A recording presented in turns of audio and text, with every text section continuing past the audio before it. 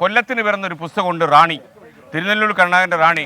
റാണിയെ നോമനെ പേരുകൾ കേകിയ ഭാവന ആരുടേതാവാമെന്ന് തിരുനെല്ലൂർ കരുണാകരൻ പാടിയ 2 വരികളുണ്ട്. റാട്ടുകൾ എന്നെന്നും അധ്വാന ശക്തി തൻ പാട്ടുപാടുന്നതും കേൾക്കാം എന്ന് റാണിയിലൂടെ അദ്ദേഹം ലോകത്തോട് പറഞ്ഞു. അപ്പോൾ തിരുനെല്ലൂർ കരുണാകരൻ്റെ വീട്ടിൽ റാണിയുടെ സൃഷ്ടാവ് ഒരുപാട് നല്ല കവിതകൾ മലയാളിക്ക് സമ്മാനിച്ച തിരുനെല്ലൂരിൻ്റെ വീട്ടിൽ നമ്മുടെ കവിതയെ പ്രണയിക്കുന്ന സ്മിത ഹരിദാസ് ഉണ്ട്.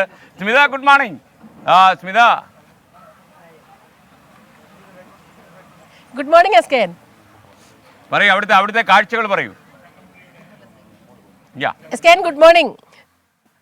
ഇവിടെ ഇങ്ങനെ നിൽക്കുമ്പോൾ എസ്കേൻ പറഞ്ഞതുപോലെ തന്നെയാണ്, റാണി തന്നെയാണ് ഓർമ്മ വരുന്നത്. ഓരോരോ വരികളും ഞാൻ എപ്പോഴും ചൊല്ലാറുണ്ടല്ലോ. ചിത്രചലനമാ ഗ്രാമ പശ്ചാത്തലം ചിത്രത്തിൽ ആഴ്ത്തുവാൻ മേല, അതോ ചിത്തത്തിൽ ആഴ്ത്തുവാൻ മേല, ഇത് രണ്ടും ഒരേപോലെ ചേർന്ന് പോകുന്നു എനിക്ക് തോന്നും. അത്ര മനോഹരമായ ഈ ഗ്രാമ പശ്ചാത്തലത്തിൽ അതുപോലെ തന്നെയാണ് തിരുനെല്ലൂരിൻ്റെ വീടും. തിരുനെല്ലൂരിൻ്റെ വീടിന് ഇപ്പോഴും ഒരു മാറ്റവുമില്ല. അദ്ദേഹത്തിൻ്റെ മക്കൾ നമ്മുടെ കൂടെയുണ്ട്. ഇത് മനോജനാണ്, ഇത് വിനോദൻ. ചേച്ചിയുണ്ട്. ചേച്ചി സാധാരണ അങ്ങനെ ഇതിലൊന്നും വരാറില്ല പബ്ലിക്കായിട്ട്. മധുമാല എന്നാണ് ചേച്ചിയുടെ പേര്. ചേച്ചിയെ വാവ ചേച്ചി എന്ന് എല്ലാവരും വിളിക്കുന്നത്. പിന്നെ അവനിബാല ഉണ്ടായിരുന്നു, നമുക്ക് എല്ലാവർക്കും അറിയാം. അവനിബാല അവരുടെ കൂടെ ഇപ്പോൾ ഇല്ല. പിന്നെ ഇദ്ദേഹം മോഹൻദാസ് അല്ലേ? അപ്പൊ അങ്ങനെ കുടുംബം മൊത്തം ഇവിടെ ഉണ്ട്. ഒരു കുട്ടിയുണ്ട്, ആ മോള് മാത്രം ഇവിടെ ഇല്ല. അപ്പൊ നമുക്ക് ഇവരോട് തന്നെ അച്ഛനെ കുറിച്ചുള്ള ഓർമ്മകളൊക്കെ ചോദിക്കാം അല്ലേ എസ്കേൻ? നമ്മള് ഈ വീടിന്റെ കാര്യം തന്നെ പറയുമ്പോഴേ, അച്ഛൻ ഇഷ്ടപ്പെട്ടിരുന്ന വീടിനെ, അച്ഛന്റെ ആ ഒരു കവിതകൾ നിറഞ്ഞ വീടിനെ അങ്ങനെ തന്നെ നിലനിർത്തിയിരിക്കുകയാണ്. അതെ, തീർച്ചയായിട്ടും. 95 വർഷം പഴക്കമുള്ള വീടാണിത്. അമ്മയുടെ കുടുംബ വീടാണ്. ശരിക്കും അച്ഛൻ, ഞങ്ങൾക്ക് തിരുവനന്തപുരത്തായിരുന്നു ഞങ്ങൾ പഠിച്ചതും ഒക്കെ, സ്കൂൾ കോളേജൊക്കെ പഠിച്ച അവിടെയാണ്. പക്ഷേ അച്ഛന് തിരിച്ചിങ്ങോട്ട് വരണം എന്നുള്ളതാണ് അച്ഛൻ്റെ ഒരു ആഗ്രഹം. ഞങ്ങൾക്ക് എല്ലാവർക്കും അങ്ങനെയാണ്.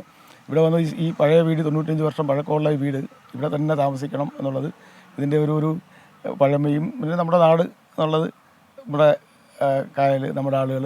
അതുകൊണ്ട് ഇവിടെ വളരെ സന്തോഷത്തോടെയാണ് അച്ഛൻ അവസാനത്തെ ഒരു 10-15 വർഷത്തോളം ഇവിടെ തന്നെ ആയിരുന്നു, ഈ വീട്ടിലായിരുന്നു താമസിച്ചിരുന്നത്. അച്ഛന് വലിയ ഇഷ്ടമുള്ളൊരു സ്ഥലമായിരുന്നു. ചേട്ടൻ്റെ അച്ഛൻ്റെ ഏറ്റവും ഇഷ്ടമുള്ള കവിത ഏതാണെന്ന് വെച്ചാൽ പറയാൻ പറ്റും? അച്ഛൻ്റെ ഏറ്റവും ഇഷ്ടമുള്ള കവിതകൾ ഒരുപാടുണ്ട്. പക്ഷേ യൂത്ത് ഫെസ്റ്റിവലുമായിട്ട് ബന്ധപ്പെട്ട് എനിക്കൊരു ഓർമ്മയുള്ളത്, ഞാൻ ഒരു സമയത്ത് യൂത്ത് ഫെസ്റ്റിവലിൽ പങ്കെടുത്തു. 8ാം ക്ലാസ്സിൽ പഠിക്കുമ്പോഴാണ് ഓർമ്മ. അന്നത്തെ സംസ്ഥാന യുവജനോത്സവം തൃശ്ശൂർ വെച്ചായിരുന്നു. അപ്പോൾ തിരുവനന്തപുരം ജില്ലയിൽ നിന്ന് കഥാരചന പ്രതിനിധീകരിച്ച് ഞാൻ അവിടെ പോയി.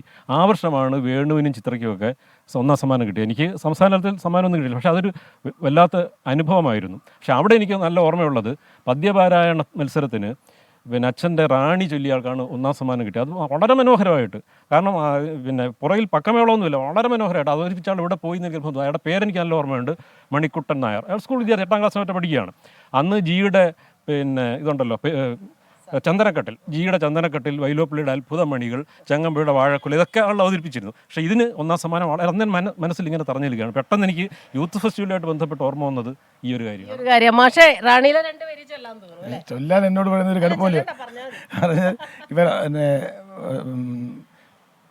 സ്മിത പറഞ്ഞ അത്, റാട്ടുകൾ എപ്പോഴും അധ്വാന ശക്തി തൻ പാട്ടുപാടുന്നത് കേൾക്കാം, താരിളം കയ്യുകൾ തൊണ്ടുതല്ലുന്നതിന് താളവും മേളവും കേൾക്കാം. അതൊക്കെ ഇന്ന് ശരിക്കും ഈ കവിതയിലൊക്കെ അതുള്ളു. നമ്മുടെ കായൽ തീരത്ത് വളരെ പ്രധാനമായിരുന്ന കയ വ്യവസായമൊക്കെ ഏതാണ്ട് പൂർണ്ണമായിട്ടും ഇല്ലാതായി കഴിയും. ഈ കവിതയൊക്കെ കേൾക്കുമ്പോഴാണ് ശരിക്കും പുതിയ തലമുറ ഇങ്ങനെയൊക്കെ ഒരു കാലം ഈ നാട്ടിലുണ്ടായിരുന്നു എന്ന് മനസ്സിലാക്കുന്നത്. അപ്പോൾ അതാണ് നമ്മൾ എസ്കേൻ, റാണി തന്നെയാണ് എപ്പോഴും ഓർമ്മ വരുന്നത് അല്ലേ? Smitha, thank you. അവിടുത്തെ തിരുനെല്ലൂരിൻ്റെ 2 മക്കൾ നമ്മുടെ സുഹൃത്തുക്കളാണ് സ്മിത. അവരോടൊക്കെ അന്വേഷണം പറയുക, അതുപോലെ വിനോദും മനോജും. അപ്പോൾ താങ്ക് യു. എന്തായാലും തിരുനെല്ലൂരിൻ്റെ കവിതകൾ വായനക്കാരൻ്റെ മനസ്സിലെന്നും തങ്ങി നിൽക്കും. കൊല്ലത്തിൻ്റെ തിരുനെല്ലൂർ എന്ന് വേണം പറയാൻ.